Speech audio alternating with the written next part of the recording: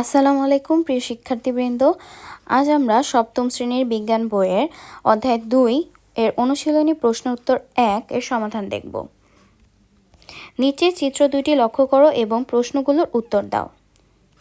কয় বলা হয়েছে রক্ত কি? রক্ত এক প্রকার তরল যোজক কলা। ক্ষয় বলা হয়েছে আবরণী টিস্যু বলতে কি বোঝায়? যে টিস্যু দেহের খোলা অংশকে ঢেকে রাখে এবং দেহের ভেতরের আবরণ তৈরি করে তাকে আবরণী টিস্যু বলে।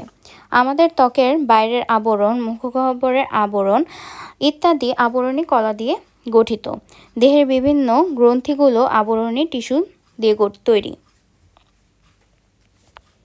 গয় বলা হয়েছে পি চিত্রে অস্থির গুরুত্ব ব্যাখ্যা করো। অর্থাৎ এই চিত্রটির কথা বলা হয়েছে। উদ্দীপকে পি চিত্রটি একটি হাতের চিত্র। হাতের অস্থি ও পেশিকে আমরা ইচ্ছামতো চালনা করতে পারি। এদের আমরা যেভাবে চালাতে চাই সেভাবেই চলে।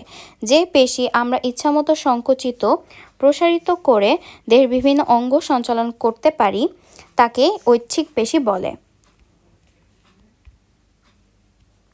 এই পেশি অস্থির সাথে লেগে থেকে আমাদের অঙ্গ সঞ্চালনে সাহায্য করে। আমরা যখন কোনোই বাঁকা করি তখন ঊর্ধ্ব বাহু সামনের দিকে পেশি সংকুচিত হয়ে নিম্নে বাহুকে টেনে বাঁকা করে। এছাড়া এ ধরনের অস্থি হাতের দৃঢ়তা প্রদান করে। তাই পি চিত্রে হাতের সঞ্চালনের অস্থির গুরুত্ব অপরিসীম। ঘয়ে বলা হয়েছে পি ও কিউ পেশির টিস্যুর তুলনামূলক আলোচনা করো।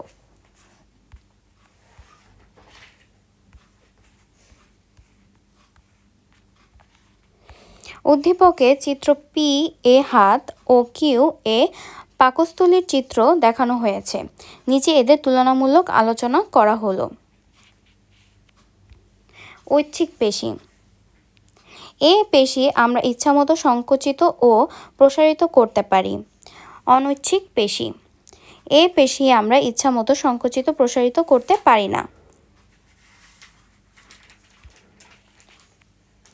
2 বলেছে এ পেশির সাহায্যে আমরা বিভিন্ন অঙ্গ সঞ্চালন করতে পারি। এ পেশির সাহায্যে আমরা কোনো অঙ্গ সঞ্চালন করতে পারি না। 3 বলেছে এ পেশি হাড়ের সাথে লেগে থেকে আমাদের অঙ্গ সঞ্চালনে সাহায্য করে। এ পেশি হাড়ের সাথে লেগে থাকে না। 4 বলেছে বহির্ত্বক, হাত, পা ইত্যাদি এ পেশি দ্বারা গঠিত। বিশেষ করে অন্তত্বক যেমন পাকস্থলী, হৃৎপিণ্ড, যকৃৎ ইত্যাদি এ পেশি দ্বারা গঠিত।